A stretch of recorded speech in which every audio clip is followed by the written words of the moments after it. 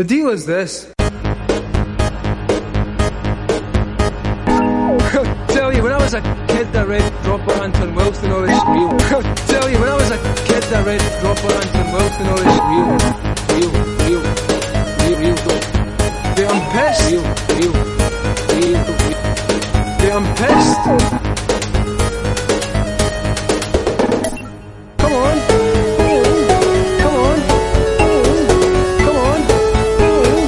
What?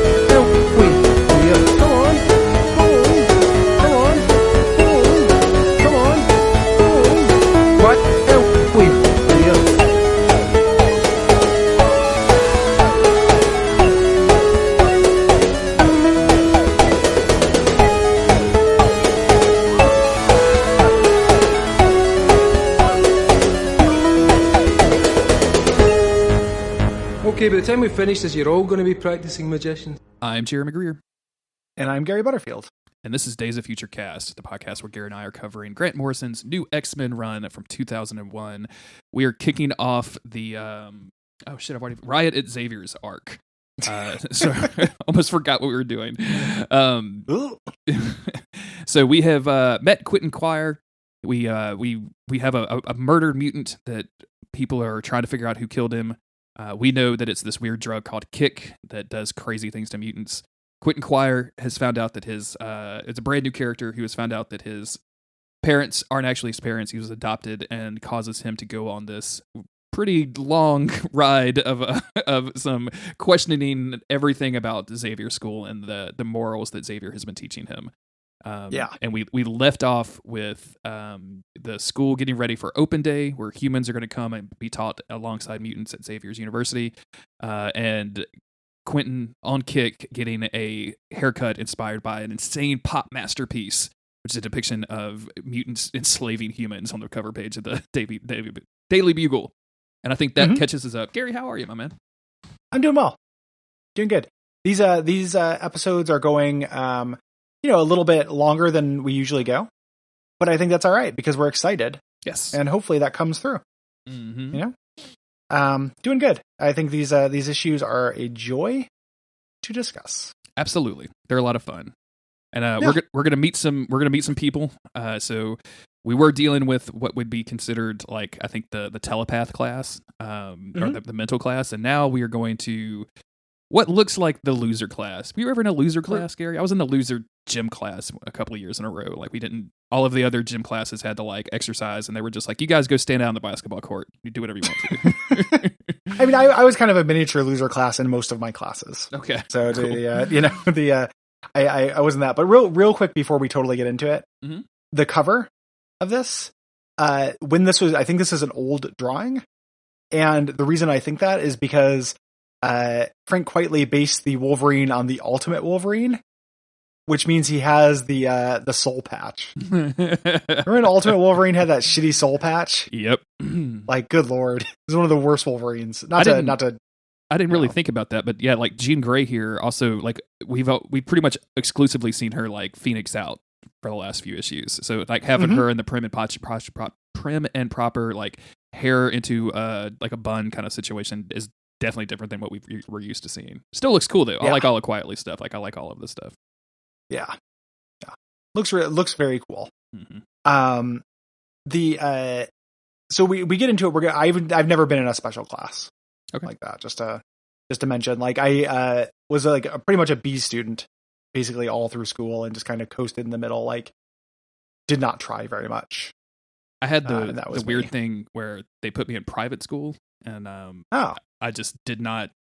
I didn't like anything about it, so I did the thing that kids do, which is, I'm not going to worry about doing any homework or passing or fucking around with anything. So I was like the bad kid, and then they put me in public school, and the shit was so easy that I didn't have to do anything to make A's. So all of a sudden I was the good kid. So yeah. Like when Bart gets and Hank's what's the name of that episode? Hank something. Hank Scorpio. It's Hank Scorpio. You only move twice. You only move twice. That's it. Yeah. When they go to Maple Systems Road. Like, bring out a circle of paper. Okay. And I haven't watched a lot of Simpsons lately. That for the last probably decade, I would say that's probably my favorite Simpsons episode ever. Depending on what day you ask me, it is my all-time favorite. Yeah. I love that Simpsons. I think that is very funny. So we cut over to our special class here. Yes. And Zorn is teaching the special class and says, "Welcome to special class, everyone." And we see our group of misfits here. And you can kind of tell that they're in special class maybe for a couple different reasons. Either they have very specific challenges in terms of their power, or because they're kind of like bad kids, right? Yes. Like Angel's not, she's got wings and she spits acid. That's a fine power. She's just like behaviorally shitty. Yeah. We've also got Beak, who is like the, kind of a weird like punk guy. There's Basilisk, who is going to be the clown goofball. I love this shirt he's wearing with a typical alien head with the red circle and the line through it. I don't know why. It's just very, very good shirt. No. There's also Ernst and Martha and Dummy. Yep. Who we see here. Ernst has a really interesting story. We don't find out for a long time. And Martha is using these anti-grav floats that Quentin Quire has invented for her, which allows her to be walked around like on a leash. Yes. Which is fucking incredible. Like, what a good image this is. I love it. So we go over to Zorn teaching, he's like, "I'm your teacher, but I also hope to learn from you." Mm-hmm. A Basilisk, like, I can learn you to count, sir. You forgot about No Girl. Just because she's completely conceptual doesn't mean you should ignore her. Which that's very funny to me. Very funny. Basilisk's sense of humor throughout this is very like goofy teenager and surreal, and I'm really here for it. It feels very real. He's like, I don't see her, but maybe she went ahead of us. Let's go. Let's learn from each other and find the mystery of the world together. And they put a note on his back that says "Jackass," and all the kids are laughing behind his back. Again, feels very real. Yeah, and they're going to go out hiking. And the kids are wondering, well, like, why do we have to come out here and do all this hard work while everyone else sits around and watch Mind movies? And Beak is just like, because maybe special means garbage, Angel. So yeah, again, Beak, one of the best characters in this run as well. All these freaks and losers are halfway up the mountain, so no human has to throw up when they see us on open day. And Zorn's like, "I explained this before. We'll be back before open day, Beak." Christ. And Ernst is asking questions like, "Hey, is it true you're locked away? Martha says you were in jail." He explains like, "Oh, I was chained down in a dungeon. The X-Men saved me. Instead of a brain, I have a little star. I was bound in darkness. But I never lost the freedom to dream." And Ernst is like, "I know, but how did you pee?" Because they're kids. Because they're teenagers, yeah. And Basilisk does his signature yuck that he does when he thinks something is funny. Very well observed. Back at the mansion, Xavier is having basically this conversation with Quentin Quire in front of the rest of the class, saying that there's stereotypical portrayals of mutants have come a long way since like they started this whole process, but they've had to fight to heal the split between humans and mutants. And he's basically saying that the way that Quentin is dressed is deliberately provocative, and that they need to have that conversation. And we see Quentin, and now he's got his like head shaved, except for the sides of his heads are shaved. His hair is now purple, and he's wearing that black and red like striped shirt. And he's carrying a whip. And he's carrying a whip, which I would just think that you wouldn't want to have at a school anyway. Like, I mean, and man, there is like a really great, Quentin here. Like, I fucking love Quentin Quire, because he's throwing language back at Xavier. Like, Xavier is like, "It just seems deliberately provocative, Quentin. That's all." And then he continues. He goes, "I want to use Open Day to make a strong confrontational statement about how far we've come since those days of persecution. That's all, Professor." Like, dismissing him. Like it is this like, dick measuring contest essentially. And then Xavier says, is continuing to talk. "Your look has that effect, Quentin. However, we try to be non-confrontational if we can. You've changed a lot." He's like, "Isn't change important? I've been studying your very first lecture, Caterpillars from Butterflies. I've just grown up a little bit, like just really pushing back. And here for the second time that we see all of these chances where Xavier has the opportunity to engage with Quentin Quire on his level, decides not to. He dismisses him, and we're all very proud of you. However, let's not do this. And this isn't why we actually stopped by. It's because of this." I think it's hilarious and just like crazy to me that Xavier is going to try to make an example of Quentin over his attire, when like the teacher and like sometimes headmistress is wearing a miniskirt that doesn't come like is 19 inches above her knee in front of a bunch of horny teenage boys and girls. Oh yeah. Like I'm not saying I don't Emma Frost should dress differently or anything like that, but like you are in a fucking school full of horny teenagers. A sweater vest is not really a problem. You know, and if it is, Xavier, you fucked up because that's how weak all of your teachings are. Then what are you doing? Yep. So Emma says what they are actually here to talk about is that they found Kick on campus, and they want to know if any of you Bohemian boys and girls have been on the puff, as they say. And Quentin, like, there's this moment of silence, and Quentin's just like, I have actually an important question. Yeah, exactly. He dodges it. You know, if my clothes are provocative, isn't it more provocative to invite humans to a school filled with mutant children? Like humans who provided the weapons to kill 16 million of our people in Genosha and killed our greatest artist, Jumbo Carnation. He's also, weaponizing Jumbo Carnation. Like, Quentin Quire doesn't care about Jumbo Carnation. This is what he was making fun of Slick for. He's just playing like verbal one-upsmanship. Yes. With Xavier here. And, basically Xavier again ignores him. Like, this is an immediate threat to us all, Quentin. Kick does neurotoxic damage. It can damage your X gene. Arm yourself with information. Please think before you act. In like a dare, kind of way that, of course, like a teen is going to shrug off. Of course. Like really good out of touch Xavier in these issues. I mean, you're saying that something is is a neurotoxic and is bad and could irreparably damage you. Every single teenager in this room just got excited to try it. Like, there's no question. Like, every single kid in the room was like, "Well, I smoke marijuana. I'll do some Kick." Yeah, it sounds legit. Like I would like a neurotoxin, please. One neurotoxin, please. Yeah, very cool. Yes.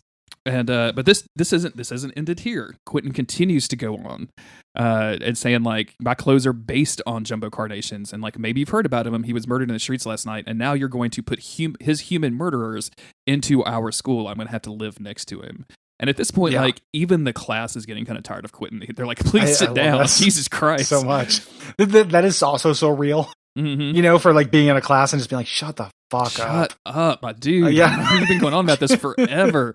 We have a test to pass at the end of this. Jesus. Yeah. Xavier says, that's some bad logic. Just because some birds are black does not mean all birds are blackbirds. Like basically saying, just because some humans are murderers does not mean that all humans are murderers. And Quentin's like, I'm just testing. I'm the devil's advocate. You always encouraged us to dream. I just wonder what it would be like if one of us had a dream you didn't like. Which is and just super good. Like I love this so much. And like, I guess we probably need to mention like this is very. Like, I don't like people like this in real life. Like anybody on Twitter that's like, well, actually, have you thought about like, and anybody that plays devil's advocate is just wasting your fucking time. But I love this representation because it goes completely off the rails in this run. Like Quentin starts like trying to genuinely question things and then just falls into every fucking trap for these guys that's ever been made. And it's so fun to read. Yeah, me liking this does not mean that I think this is the morally correct. Like, I'm fairly clearly not a fascist. I feel like I don't know. I think that comes through. I just think it's a really well realized and very real feeling version of it. Yes, like I loved Breaking Bad, but that doesn't mean that I think Walter White is a good guy. I just think it's a really, really interesting and nuanced portrayal of someone turning into a bad guy. And this feels like the best like teenage bad guy I've seen. We go back to the dorm room, and Glove is like, how about the basketballs on this midget, guys? Everyone's been telling us about how you confronting Xavier, and he's just like, Xavier's just a bald guy, Radiant. Some birds are blackbirds. Just like, again, talking down to him. And they're all getting in the same uniform. Yeah. He's like, basically, we're a gang, we have to have the same clothes. And Tattoo has joined the gang at this point. Tattoo's language here is like, he basically says, ask Tattoo, she's cool. And she's like, cool, super zeitgeist. I am that blackbird. Glam, industrial clockwork orange. Next level, Quentin. Like, it's very teen and like, it's a little Diablo Cody for me. Sure, but it gets the point across. It does. Yeah. it does get the point across. And she's the only one who talks like this. The problem with Diablo Cody is everyone does. That's true. Having one Diablo Cody character in a story makes sense. He's put this picture, you know, of the newspaper on the first, or on the common room, as he mentions. Like, this is what humans thought we'd be like when they were most scared of us. We have to make people scared again. Yes. You know, pretty cool. And then he takes some kick and then kind of passes it around, and everybody's super into it. And somebody asked him, like, what is it like when you do it? I've never done it before. And he says it's like breathing the electric air of the future. And now, like, he's got veins coming out of his head. You could tell, like, this kick is not doing him any favors. No, it's super bad. So we cut over to that night. The humans who had murdered Jumbo Carnation are walking around, or not murdered, who harassed him. They're talking about, like, Juggernaut is a mutant band and you hate mutants. Well, yeah, they have some cool bands though, which I just really like that. Yeah. And they cut into this alley where we see Quentin Quire there. He's like, what was that we heard? You know, staying there. They start pulling their bigot kind of thing. Hey, what are you looking at, mutant scumbag? And he's like, you can barely think in your own language. Like, the idea that you had to come in this alley came from me. I put it there. Like, you did not actually even have this idea. You're nothing. And they kill these humans. Yeah. They beat the shit out of them. And we kind of see this new group of teens and, like, them demonstrate their powers and stuff. Quentin Quire uses a whip on them. I just fucking love it. I do too. The panel at the bottom when the fight starts and Quentin's just got his, like, combat boot up in this dude's stomach, and and Radian is like, it's just fucking Frank quietly, man. Like, Jesus Christ. Yeah. Showing action in a way that just feels impossible. Yeah, super good. You know, and then so we get Radian is, like, using his hands, which get very hot, burning this guy's arms. Tattoo can become intangible as well. Has put tattoos on her skin, reaches through a guy's chest and gives him a heart attack. And Quentin Quire fries this guy's mind. Yeah. Radian's like, or Redneck is like, what did you do to this guy? And he's like, I carved my name across his memory. Yep. You know, Tattoo, who's a little bit more conventional, is turned on by this. And she's like, Quentin, me and you, do you want to go somewhere warm? Like, basically coming on to him. He's like, warm like hell. He is not interested in concerns of the flesh. We've avenged one mutant. We have 16 million to go. That's more than a 5-hour trip. Threatening to do more evil shit. And then spray paints like the Omega symbol with an X underneath it as kind of his, like, calling card for this stuff. I like that. I like that symbol a lot. We go the next day.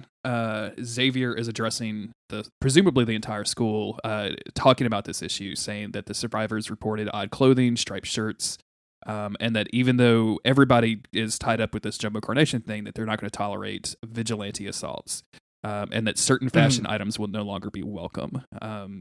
I went to a family funeral this week, and got to catch up with some of the cousins' kids, some of the teens, and cool. They were they were talking about how they banned certain things, because I was asking them basically, like, what have you guys done to get in trouble at school? Like, tell me what the teens are doing to get in trouble. And they were both such fucking, like, what was it, like a 16-year-old girl, what was like an 18-year-old? They were like, we didn't really do nothing wrong, because there were cops in every single floor. And I was like, geez, that sucks.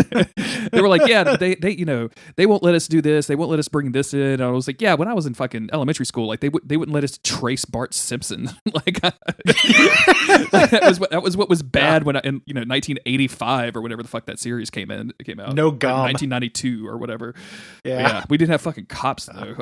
But I like this because it just shows it's such a short-sighted thing of Xavier saying, like, you're not going to be able to wear striped shirts because of this thing that happened. And, like, that's just going to make people want to wear striped shirts more, Xavier. Like, have you ever met a teen? and the teen confronts it. Quentin confronts him on this. Like, you taught us a thing outside the box. We receive 2 hours of martial arts instructions every day. Are you out of your mind? And then we cut over to him, and again, just he's wearing a shirt that says Magneto was right. Which is a shirt that I bought a version of when I first read this from eBay. Someone made a custom version. I used to have a Magneto was right shirt. I love that. And again, he's fucking with Xavier. Like, surely we can be trusted to express ourselves without hurting anyone. He's wearing this shirt to get his goat. He knows what he did. Yep. Just incredible stuff. We cut over to Xavier having a staff meeting about this, basically.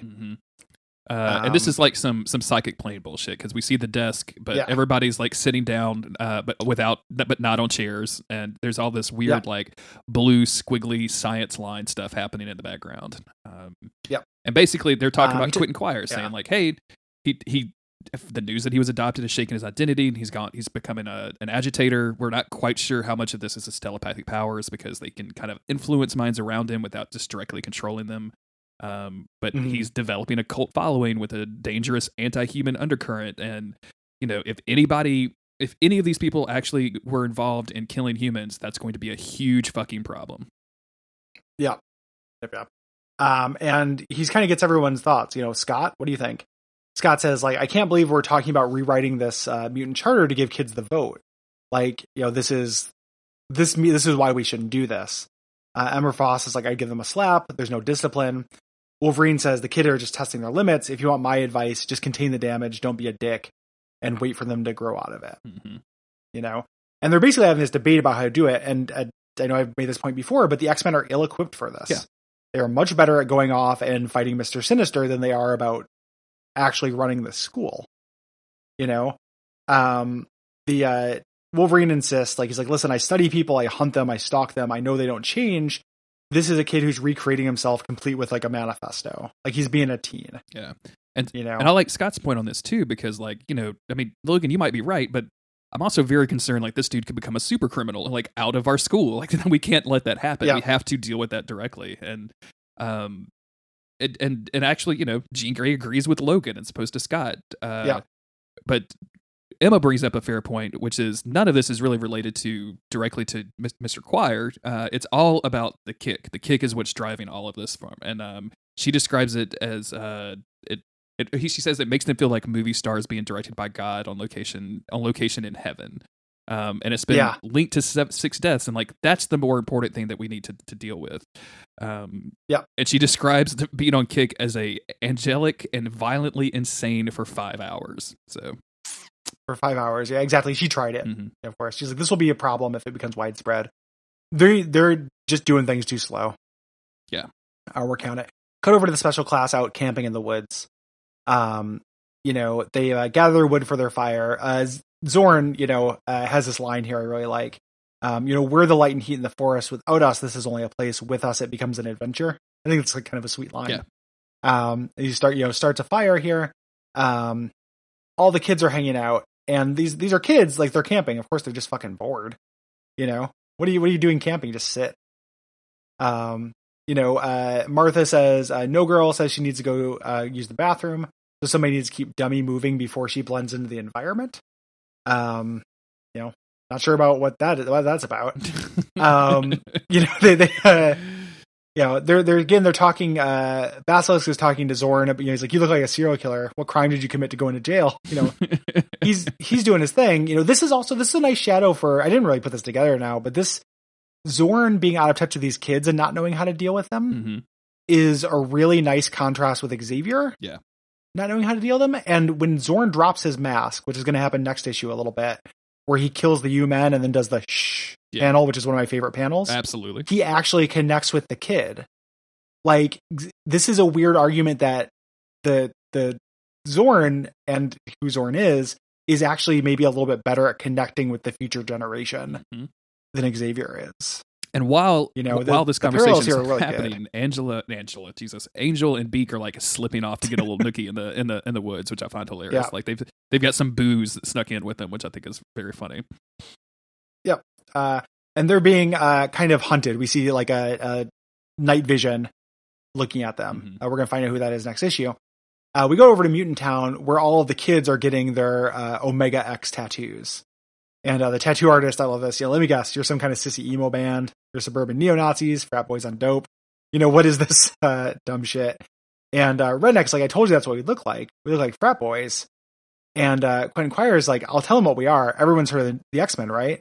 We're the next generation, like on TV. The improved version takes a hit of kick, turns to the camera and says, we're the new X-Men. And they look scary and fascist and angry. Yeah, and this is just great. Yeah. Like they all look scary panel. and fascist and super scary, but like the way that Glob Herman's eyes come out of that skull and just like they're so far apart, like they look angry, but it also looks so fucking goofy, and I absolutely adore it. Yeah, what just an incredible panel. Yeah, oh yeah, really, really good. Super fucking exciting. Like I love this threat, and just reading it again and doing this close read, like it is just developing under Xavier's nose, and he just like fucking can't do it.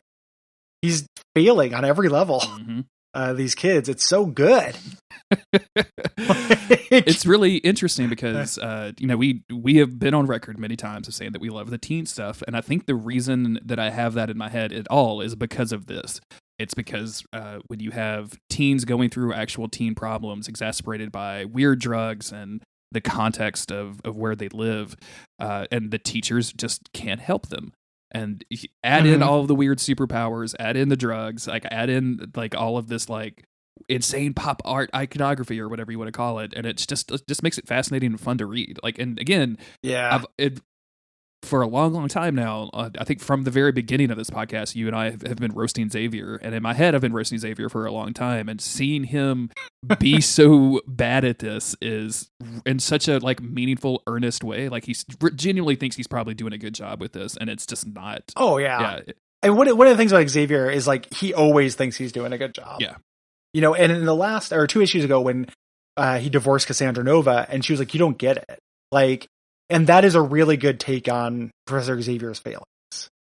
Like it's better than the than the Phoenix movie and stuff. Like it's just, this is a good version of it. Oh, absolutely. Like, yeah, you don't get it. Like you're trying, you're doing undeniably great things. Like you stop this hijacking, you went, you started this corporation, like you're making a difference. But, the flag of ex-liberalism that you're waving does not account for everyone, and you need to stop pretending like it is. Yep. And it actually incorporates some other perspectives, maybe even a certain man whose name starts with M and rhymes with Magneto. Some of these perspectives to actually have a good grip on their actual world. Yeah. And it's like it feels so realistic having teenagers respond to Magneto the supervillain with, well, maybe he was actually making some good points. Like maybe we don't want to do this. Like you're just telling me like all of this hippy dippy liberal shit that we can all be, in the world together when they're constantly killing us out on the streets with no consequences. And they would be rightfully angry about that, I think. And there's a lot more like subtle conversations to that. And at some point the metaphor for all this X-Men shit breaks down, but just on the surface, I think it works really, really well. Yeah. Very much so. Like the civility above everything is not, not as strong as you maybe think it is. Yeah. So that's real good shit. That's real good shit. That's this week's episode. We'll be back in a couple of days with more new X-Men and more Riot at Xavier's as shit continues to go crazy. In the meantime, if you want to support the podcast, patreon.com/monster. It's patreon.com/Duckfeed.tv is the. I don't mind if people throw some Patreon dollars that way as well. That's all right. Yeah, well, I mean, it won't be supporting this podcast so much as, but yeah, Duckfeed.tv is the place to go for all of that stuff. You can get episodes of this podcast early. There's a bunch of exclusive content. Gary and I reviewed some stuff that's in there, but there's tons and tons of exclusive content you can only get if you're a patron. You can get access to the Slack channel, so if you want to come and tell us how right we are about Riot at Xavier's, looking at you, Zach Hanlon, who said he did not like this arc. Wow. Calling him out. I like Zach. He also on Twitter was like, I've never finished The Witcher 3, but Nier 1 seems really good. And I was like, that's bait. Like it's not bait. He's just interacting with the world. Yeah. But as far as like a tweet that is designed for me to like respond that's really up there. Man. I had to put this dumbass Dishonored game down so that I could pick up another JRPG. I could pick up Trails of Cold Steel 3. Yes, like, well, it's not even a JRPG, it's Nier 1. Yeah. Horrible game. But I like Zach. Wow. Nier 1 is horrible. It's not horrible. I'm not going to. This is the reason I could not listen to the WAF on it. I knew that neither one of you would really be into it. But it's yeah.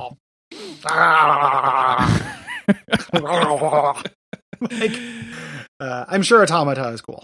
Every time someone tells me to play it, I wait another year. So yes. Right now I'm at probably about 30 years out. I'm going to play that when I'm 69. Nice. Yeah. And, cool. probably enjoy it. And that's probably when, my ding dong no longer works and I don't have to worry about having an anime butt stuck in my face for 40 hours, Do you think your ding dong just stops working at 69, dude?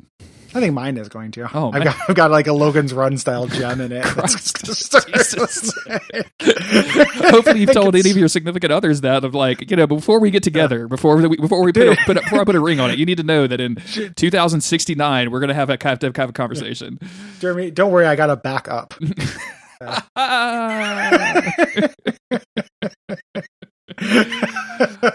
Thank you for listening to this podcast. Tell your friends about it. And Umbasa. Umbasa.